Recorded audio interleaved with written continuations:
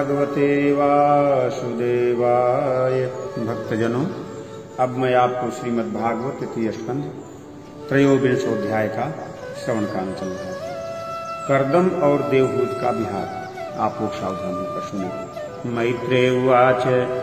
पितृभ्यां प्रस्थिते साध्वी पतिमिंगित कोविदा नित्यं पर्यचरत् प्रीत्या भवानीव भवं प्रभुम। श्री मैत्रेय जी ने कहा, विदुर जी, माता पिता के चले जाने पर पति के अभिप्राय को समझ लेने में कुशल साध्वी देवहूति कर्दम जी की प्रतिदिन प्रेम पूर्वक सेवा करने लगी। ठीक उसी तरह जैसे श्री पार्वती जी भगवान शंकर की सेवा करती हैं। विश्रम्भेणात्म शौचेन गौरवेण दमेन च शुश्रूषया सौहृदेन वाचा मधुरया च भोः। उसने काम वासना, दंभ, द्वेष, लोभ, पाप और मद का त्याग कर बड़ी सावधानी और लगन के साथ सेवा में तत्पर रहकर विश्वास, पवित्रता, गौरव, संयम, शुश्रूषा, प्रेम और मधुर भाषा आदि के द्वारा गुणों से अपने परम तेजस्वी पतिदेव को संतुष्ट कर लिया। देवहूत समझती थी कि मेरे पतिदेव दैव से भी बढ़कर है, इसलिए वह उनसे बड़ी बड़ी आशाएं रखकर उनकी सेवा में लगी रहती थी। इस प्रकार बहुत दिनों तक अपना अनुवर्तन करने वाली उस मनपुत्री को व्रतादि का पालन करने से दुर्बल हुई देख देवर्षि श्रेष्ठ कर्दम को दयावश कुछ खेद हुआ और उन्होंने उससे प्रेम पूर्वक वाणी में कहा। कर्दम उवाच। तुष्टो महद्य तव मानविमानदायाः शुश्रूषया परमया परया च भक्त्या यो देहिनामये मतीव सुहृत्कदेहो नावेक्षितः समुचितः क्षपितुं मदर्थे। कर्दम जी बोले, मनुनंदिनी, तुमने मेरा बड़ा आदर किया है। मैं तुम्हारी उत्तम सेवा और परम भक्त से बहुत संतुष्ट हूँ। सभी देहधारियों को अपना शरीर बहुत प्रिय एवं आदर की वस्तु होता है, किंतु तुमने मेरी सेवा के आगे उसके क्षीण होने का भी कोई परवाह नहीं की। मे स्वधर्म निरतस्य तपः समाधि विद्यात्म योग विजिता भगवत प्रसादाः तानेव ते मदनुसेवनयानुरुद्धान् दृष्टिं प्रपश्य वितरां भयान शोकान्। अतः अपने धर्म का पालन करते रहने से मुझे तप, समाधि, उपासना और योग के द्वारा जो भय और शोक से रहित भगवत प्रसाद स्वरूप विभूतियां प्राप्त हुई हैं, उन पर मेरी सेवा के प्रभाव से अब तुम्हारा भी अधिकार हो गया है। मैं तुम्हें दिव्य दृष्टि प्रदान करता हूँ, उसके द्वारा तुम उन्हें देखो। अन्य जितने भी भोग हैं वे तो भगवान श्री हरि के भ्रिकुटी विलास मात्र से नष्ट हो जाते हैं, अतः वे इनके आगे कुछ भी नहीं है। तुम मेरी सेवा से भी कृतार्थ हो गई हो। अपने पातिव्रत धर्म का पालन करने से तुम्हें ये दिव्य भोग प्राप्त हो गए हैं। तुम इन्हें भोग सकती हो। हम राजा हैं, हमें सब कुछ सुलभ है। इस प्रकार जो अभिमान आदि विकार हैं, उनके रहते हुए मनुष्यों को इन दिव्य भोगों की प्राप्ति होनी कठिन है। एवं ब्रुवाण बलाखिल योग माया विद्या विचक्षणं वेक्ष्य गताधिरासीत संप्रसय प्रणय विहवलया गिरे सद वृणावलोक विलसत सिताननाः। कर्दम जी के इस प्रकार कहने से अपने पतिदेव को संपूर्ण योग माया और विद्याओं में कुशल जानकर उस अबला की सारी चिंता दूर हो गई। उसका मुख किंचित संकोच भरी चितवन और मधुर मुस्कान से खिल उठा और वह विनय एवं प्रेम से गदगद वाणी में इस प्रकार कहने लगी। देवहूतिरुवाच राध्रं बत द्विज वृषै तदमोघयोग मायाधिपे त्वयि विभो तदवैमि भर्तः यस्ते व्यधाय समयः सकितंगसंगो भूयाद्गिरीयसि गुणः प्रसवः सतीनाम्। देवहूत ने कहा, द्विजश्रेष्ठ, स्वाभिमान, मैं यह जानती हूं कि कभी निष्फल न होने वाली योग शक्ति और त्रिगुणात्मिका माया पर अधिकार रखने वाले आपको ये सब ऐश्वर्य प्राप्त है, किंतु प्रभु, आपने विवाह के समय जो प्रतिज्ञा की थी कि गर्भाधान होने तक मैं तुम्हारे साथ गृहस्थ सुख का उपभोग करूंगा, उसकी अब पूर्ति होनी चाहिए, क्योंकि श्रेष्ठ पति के द्वारा संतान प्राप्त होना प्रतिव्रता स्त्री के लिए महान लाभ है। तत्रेति कृत्यमुपशिक्ष्य यथोपदेशम् येनैष मे कर्षितो अतिरिरंसयात्मा सिद्धेत ते कृतमनो भवदर्शिताया दीनस्तदीश भवनम सदिशं विचक्ष्व। हम दोनों के समागम के लिए शास्त्र के अनुसार जो कर्तव्य हो उसका आप उपदेश दीजिए और उबटन गंध भोजन आदि उपयोगी सामग्रियां भी जुटा दीजिए, जिससे मिलन की इच्छा से अत्यंत दीन दुर्लभ हुआ मेरा यह शरीर आपके अंग संग के योग्य हो जाए, क्योंकि आपकी ही बढ़ाई हुई काम वेदना से मैं पीड़ित हो रही हूँ। स्वामिन, इस कार्य के लिए एक उपयुक्त भवन तैयार हो जाए, इसका भी विचार कीजिए। मैत्रेय जी कहते हैं, विदुर जी, कर्दम मुनि ने अपनी प्रिया की इच्छा पूर्ण करने के लिए उसी समय योग में स्थित होकर एक विमान रचा, जो इच्छानुसार सर्वत्र जा सकता था। यह विमान सब प्रकार के इच्छित भोग सुख प्रदान करने वाला, अत्यंत सुंदर, सब प्रकार के रत्नों से युक्त, सब संपत्तियों की उत्तरोत्तर वृद्धि से संपन्न तथा मणिमय खंभों से सुशोभित था। वह सभी ऋतुओं में सुखदायक था और उसमें जहां तहां सब प्रकार की दिव्य सामग्रियां रची हुई थी तथा उसे चित्र विचित्र रेशमी झंडियों और पताकाओं से खूब सजाया गया था, जिन पर भ्रमरगण मधुर गुंजार कर रहे थे।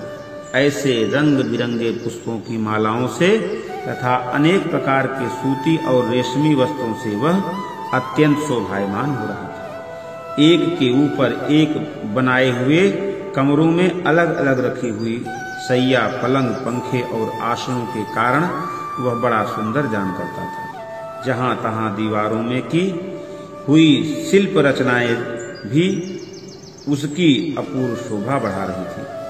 उसमें पन्ने का फर्श था और बैठने के लिए मूंगे की बेदियां बनाई गई थी। मूंगे की ही देहलियां भी थी। उसके द्वारों में हीरे के किवाड़े थे तथा इंद्र नीलमणि के शिखरों पर सोने के कलश रखे हुए थे।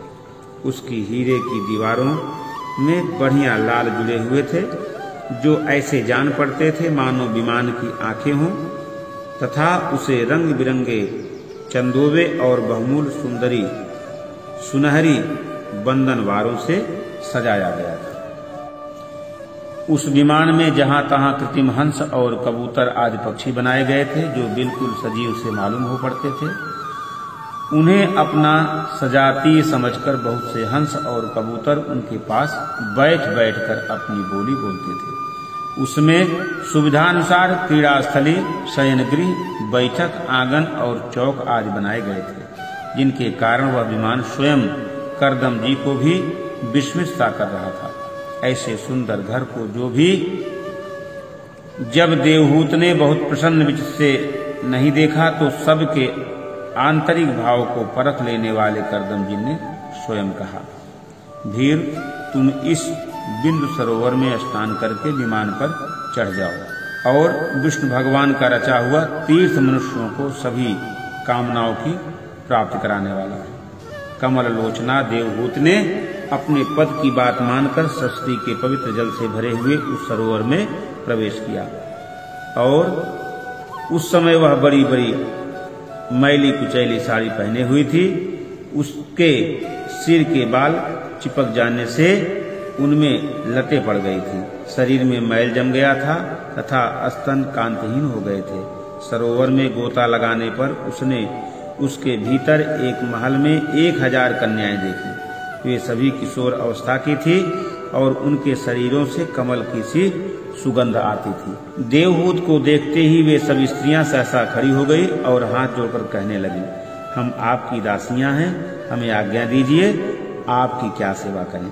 विदुर जी तब स्वाभिमानी को सम्मान देने वाली उन रमणियों ने बहुमूल्य मसालों और गंध आदि से मिश्रित जल के द्वारा मनस्विनी देवहूत को स्नान कराया तथा उसे 2 नवीन और निर्मल वस्त्र पहनाने लगी।